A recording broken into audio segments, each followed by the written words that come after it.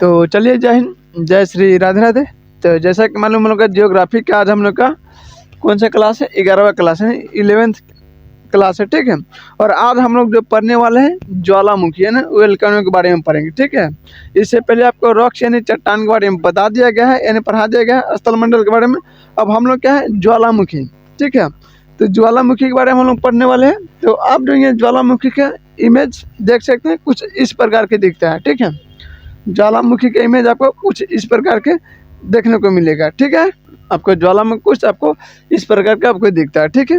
तो आपको पता है कि जो आपको रेड कलर से जो दर्शाया गया ये क्या है आपको, तो ये मैग्मा है, ठीक है। क्या है, मैग्मा है। और जो ऊपर निकला इसको क्या कहा जाता है, इसको प्राकृतिक क्षेत्र, प्राकृतिक क्षेत्र कहा जाता है ना। क्षेत्र ये मुख कह लीजिए, ठीक है। मुख को हम लोग क्या क्रेटर भी कहते हैं, जिसके द्वारा ये मैग्मा क्या है बाहर निकलता है और क्या है लावा बनता है और इधर सब पिघल के सटका ये चट्टान इस सब का निर्माण करता है, ठीक है। तो आपको ये जो दो दिखाई दे रहा है मुख की तरह, आँख की तरह दिखाई, इसे हम क्या मुख कहते हैं। और यहाँ हम आपको ज्वालामुखी की इमेज कुछ इस प्रकार के दिखाते हैं, ठीक है। अब हम लोग देखिएगा, आप देखिएगा, सबसे पहले स्टार्ट करते हैं कि ज्वालामुखी होता कैसे है। तो देखिए जो भूपटल है, क्या है भूपटल पर, ठीक है, वह प्राकृतिक क्षेत्र यह दर्रा, ठीक है।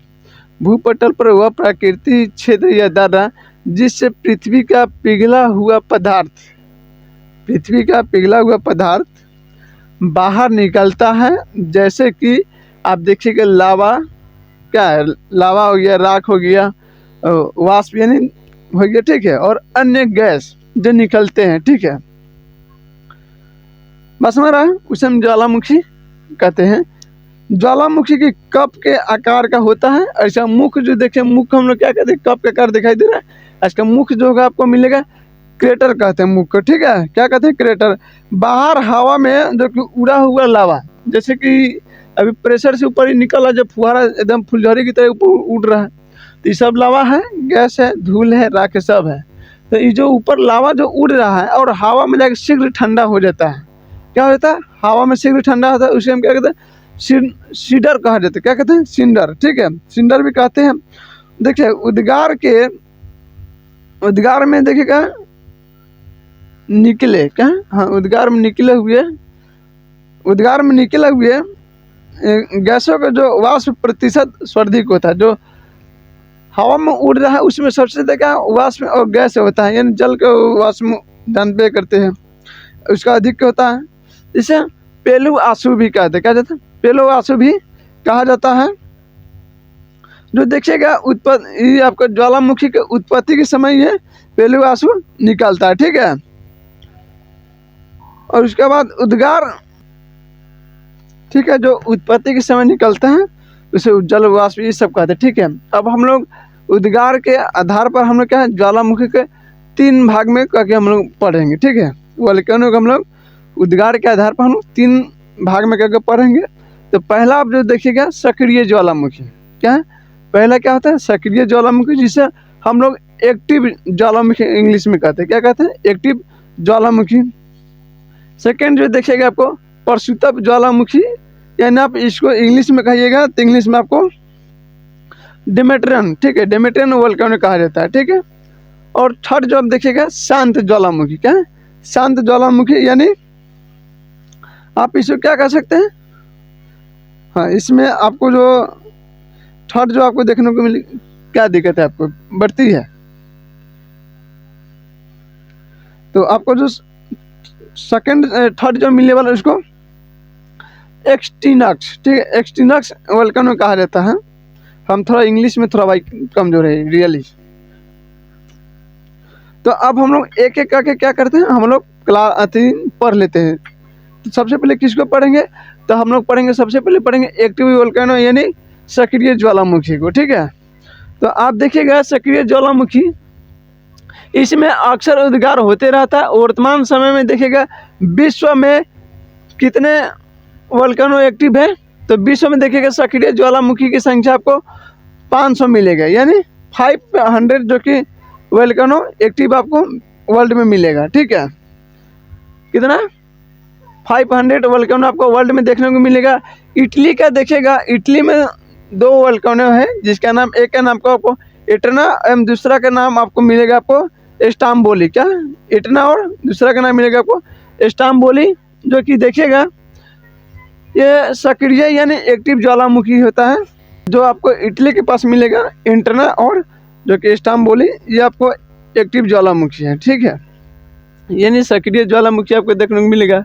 वहीं देखिएगा मैक्सिको, ठीक है, जो उत्तरी अमेरिका के में पड़ता है। मैक्सिको की खाड़ी आप लोगों ने सुने होइएगा, इजिप्टा नामक उल्कापिंड यही मैक्सिको की खाड़ी में गिरा था।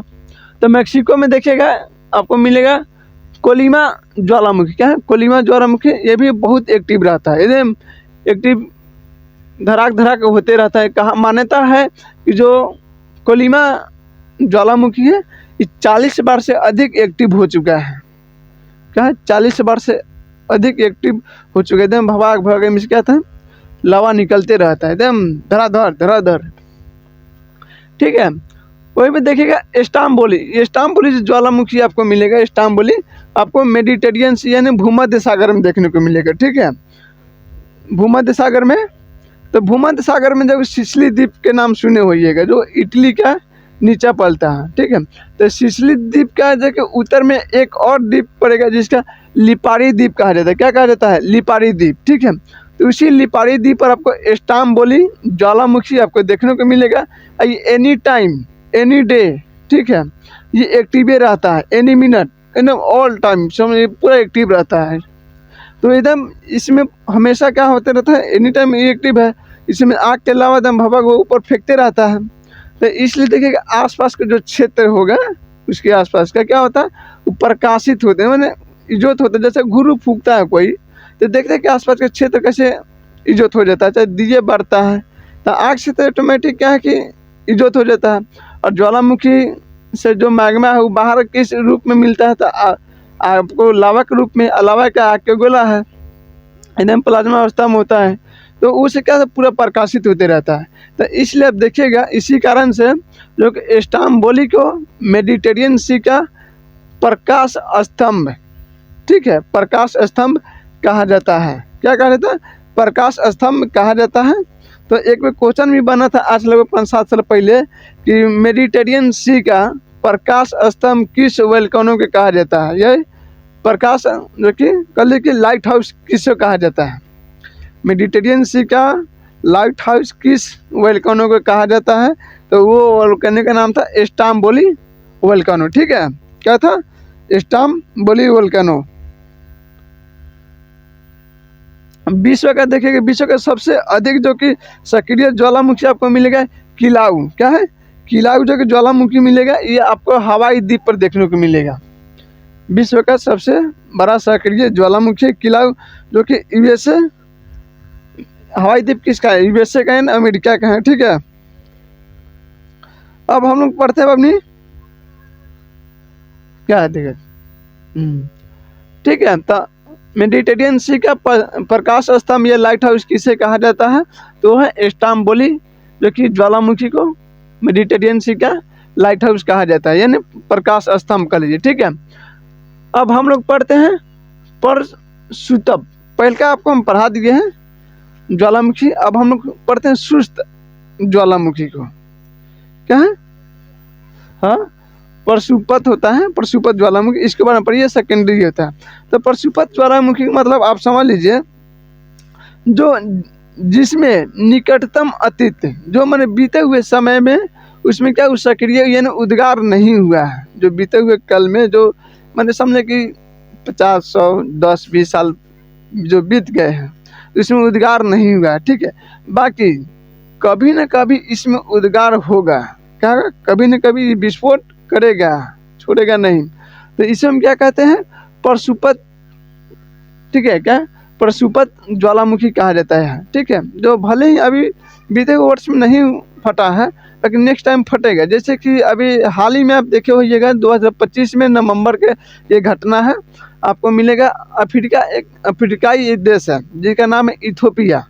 ठीक है, तो इथोपिया में एक आपको मिलेगा ज्वालामुखी जिसका नाम है हेलीगुम्बे ना, हेलीगुम्बे साथ नाम के जो ज्वालामुखी है वो हाल ही में फटा है। ठीक है, जो 12,000 साल से क्या था, सुस्त बैठल था, चुपचाप सुतल था कुंभकर्ण के जैसे। के उठा इतना ना भड़ाक दिन मारा कि पूरा समझे कि 11 किलोमीटर हाइट तक इसका धूल और राख उठा था आसमान में, और इसका राख जो कि भारत तक भी देखा गया गिरा था। ठीक है, इतना इसका विशाल प्रकोप था।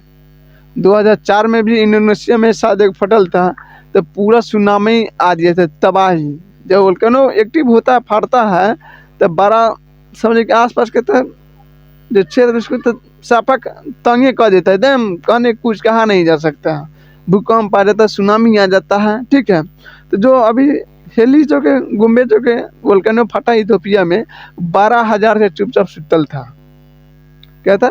12,000 से चुपचाप सुतल था। वो एकदम उठा वजह से देखते कि कुंभकर्ण जैसे सुतल था, उठता है के जाके युद्ध में मचा देता। पहले तो खाता है खूब, उसके बाद क्या करता है। ठीक उसी तरह था ये हेली। ठीक है, तो ये उसी को कहा जाता है कि जो बीते हुए समय में तो एक्टिव नहीं हुआ है, यानी सक्रिय नहीं हुआ, बट इसको संभावना है, ये संभावना नहीं, यह है पक्का है कि कभी न कभी इसमें उद्गार होगा। उसे हम क्या कहेंगे, परशुपत ज्वालामुखी कहते हैं। उदाहरण के लिए आप देखिएगा, तो आप देखिएगा विषुवियस। ठीक है, विषुवियस जो ज्वालामुखी आपको देखने को मिलेगा, आपको मिलेगा भूमध्य सागर में। क्या मिलेगा? भूमध्य सागर में। यही आपको सिसिली द्वीप के आसपास ही मिल जाएगा, इस्तांबुल के आसपास। ठीक है, तो विषुवियस ज्वालामुखी आपको भूमध्य सागर में देखने को मिलेगा। कारकाटोआ। ठीक है, कारकाटोआ जो ज्वालामुखी आपको देखने को मिलेगा, आपको सूडान जल डमरू मध्य में देखने को मिलेगा। क्या है? कारकाटोआ जो ज्वालामुखी आपको मिलेगा, सूडान जल डमरू मध्य में आपको देखने को मिलेगा। फिर देखिएगा फ्यूजियामा। ठीक है, फ्यूजियामा ज्वालामुखी आपको जापान में, क्या फ्यूजियामा ज्वालामुखी जापान में देखने को मिलेगा। ठीक है, मेयर ज्वालामुखी आपको फिलीपींस में देखने को मिलेगा। ये सब क्या है, अभी सुस्त अवस्था में, अभी क्या है कि सुतल है भाई, कभी न कभी उठेगा दोबारा फिर तबाही लाएगा। बात समझ रहे हैं? एकदम तबाही लाएगा, बहुत चाल। बात समझ आ रहा है? तो इसको भी आप समझ ही लिए। तो वही तो बात है, मैं जो भविष्य में फट सकता है उसे हम क्या कहते हैं, परशुपत ज्वालामुखी। ठीक है, अब हम लोग बात करते हैं तीसरा, किसको? तीसरा ज्वालामुखी यानी शांत ज्वालामुखी। तो इतना याद रखिएगा, जो बीते हुए वर्ष में या बीते हुए अतीत में वो एक्टिव नहीं हुआ है, और संभावना है कि पुण्यता वो आगे भी एक्टिव नहीं होगा, उसे हम क्या कहते हैं, शांत ज्वालामुखी। यानी समझे कि आप लास्ट पोजीशन में चल गया है।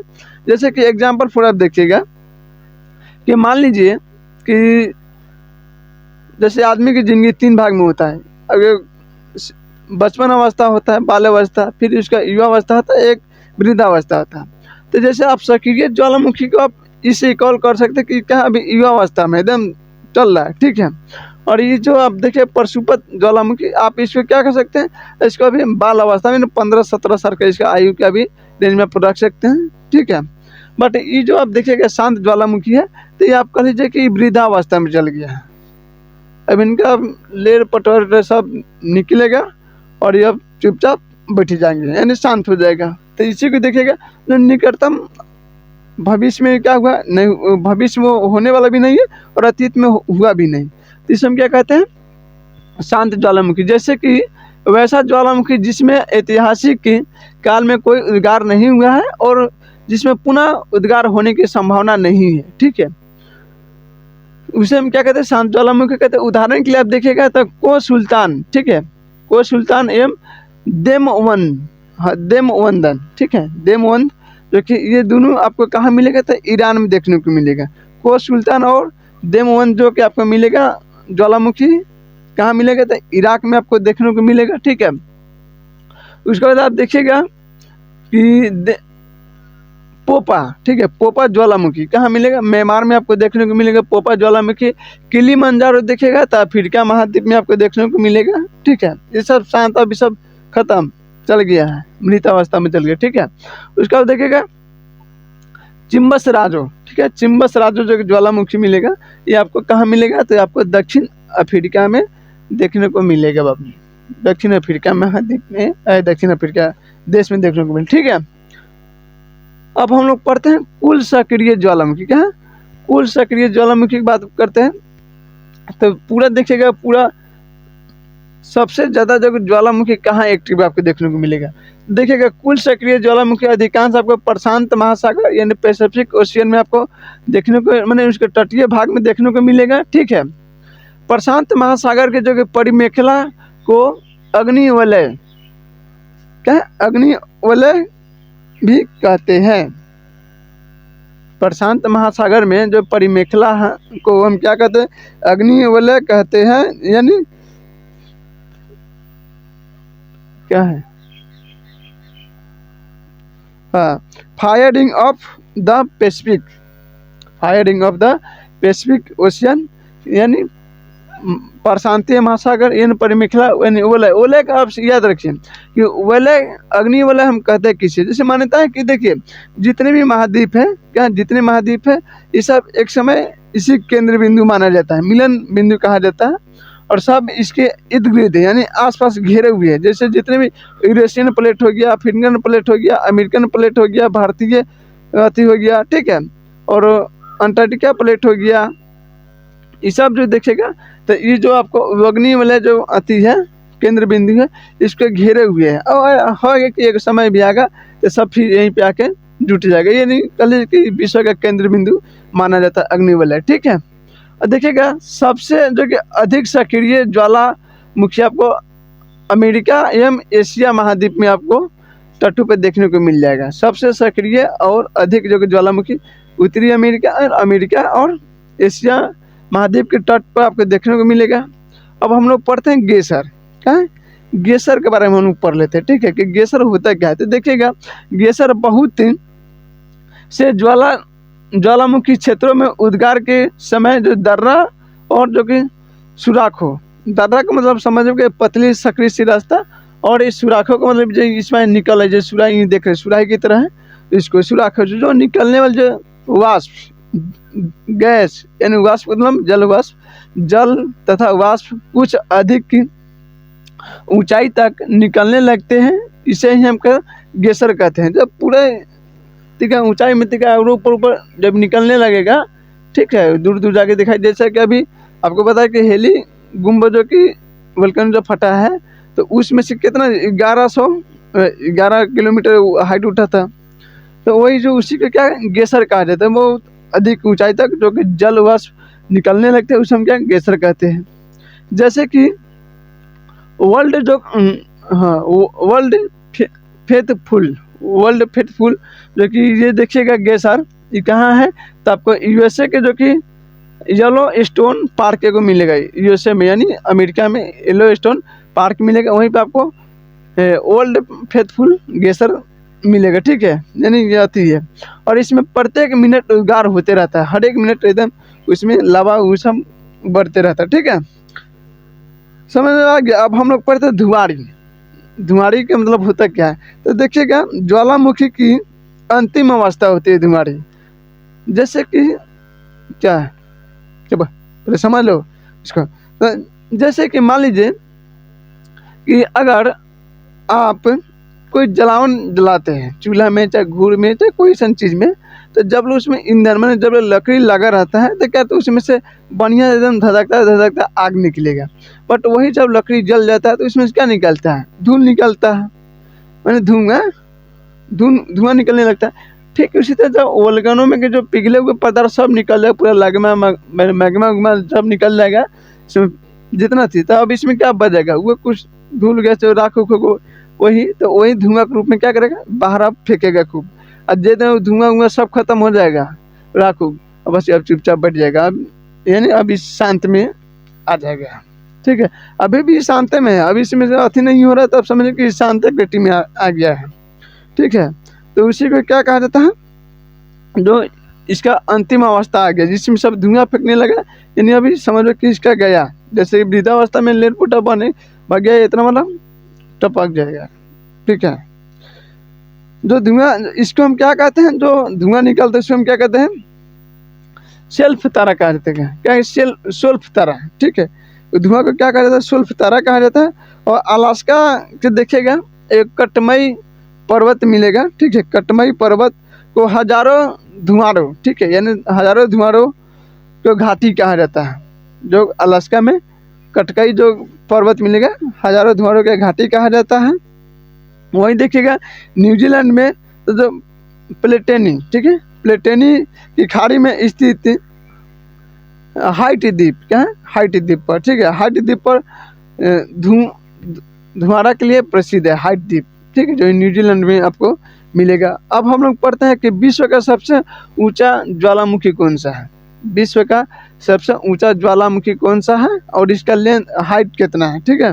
तो देखिएगा विश्व का सबसे जो ऊंचा ज्वालामुखी आपको जो देखने वाला है, आपको मिलेगा कोटापेक्सी ज्वालामुखी, क्या है, कोटापेक्सी ज्वालामुखी मिलेगा, जो कि इसका ऊंचाई आपको 19,613 फीट आपको दिखाई देगा, ठीक है, 19,613 फीट। और ये कहाँ मिलेगा, तो आपको दक्षिणी अमेरिका में मिलेगा।